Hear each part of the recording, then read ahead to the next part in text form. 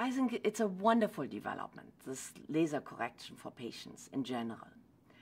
You can do amazing things. But in the Marfan syndrome, one ought to be a little bit more careful. I've seen patients with the Marfan syndrome in whom this has been very successful. Patients have done very well with it. But in general, it's considered a contraindication.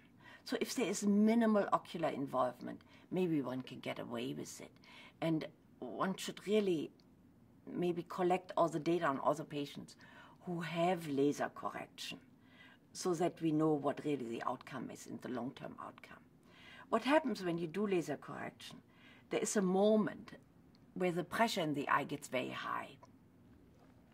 And during that process, you may further break zonules, these ligaments around your lens, so that you, in many ways, just make a patient worse with that one procedure.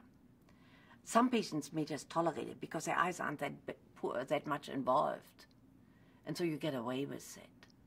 But you ought to weigh the risk, and somebody ought to just make clear to the ophthalmologist what the underlying problem is.